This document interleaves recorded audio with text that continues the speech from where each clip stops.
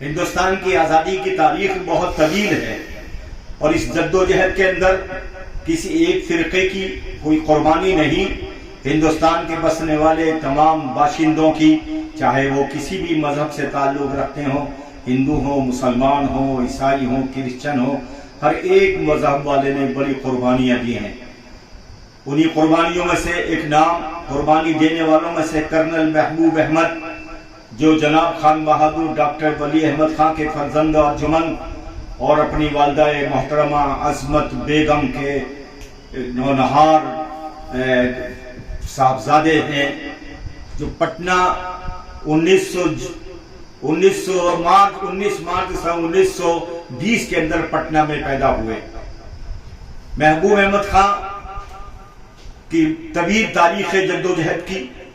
یہ پیدائش کے بعد میں جب ذرا سے سمجھدار ہوئے اور سمجھدار ہونے کے بعد انہوں نے تعلیم حاصل کی، تو تعلیم کے حصول کے بعد ہی 1941 کے اندر، جس کی عمر اس زمانے میں 22 سال کی یا 21 سال کی ہوگی، یہ آرمی کے اندر داخل ہو گئے اور فوج کے اندر انہوں نے اپنی قربانیاں جو ہے وابستہ کر دی۔ محبوب احمد خان اسی زمانے میں ہمارے ڈاکٹر جو ہیں بہت آزاد ہند فوج جنہوں نے بنائی، ہمارے ان کے ساتھ میں یہ شامل ہو گئے آزاد ہند فوج کے اندر، اور اس کے اندر یہ کرنل کی پوسٹ تک پہنچے اور انہوں نے بے پناہ قربانیاں دی ہیں۔ آزاد ہند فوج کے اندر انہوں نے جیسی ضرورت پڑتی رہی اسی طرح اپنی قربانیاں بڑھاتے رہے۔ ایک وقت وہ آیا کہ آزاد ہند فوج کے اندر پر خطرات کے بادل منڈلانے لگے، ان کے لیے بھوک اور پیاس، دوائی اور ان سب کا مسئلہ پیدا ہو گیا۔ یہ وہ واحد شخص ہے محبوب احمد کرنل، جس نے آزاد ہند فوج میں رہتے ہوئے وہ قربانیاں دی ہیں کہ ان کے لیے کھانے کا بندوبست کیا، دواؤں کا بندوبست کیا، ان کے فوجیوں کے لیے سہولتیں پیدا کی اور ان کی صحت کا خیال رکھتے ہوئے ان کے علاج اور معالجے کا تمام بندوبست محبوب احمد خان نے کیا۔ لہذا آزاد ملک ہو جانے کے بعد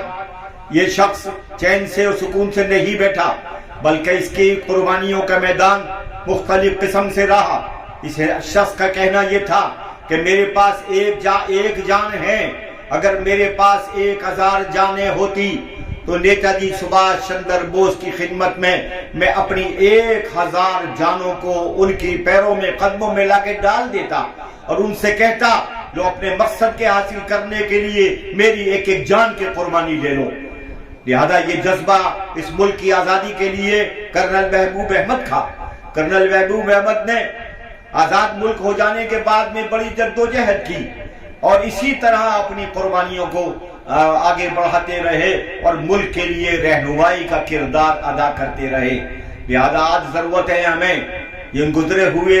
اور ہمارے جو لوگ گزرے ہیں جنہوں نے قربانیاں اس ملک کے لیے دی ہے، ہمارے نوجوانوں کو ان کی قربانیوں کو اپنانے کی اور ان کے نقش قدم پر چلنے کی، ان کو اپنا آئیڈیل بنانے کی۔ انہوں نے ملک کے لیے بے لوث خدمات انجام دی، ان کا کوئی مقصد نام و نمود نہیں تھا، ان کے کوئی شہرت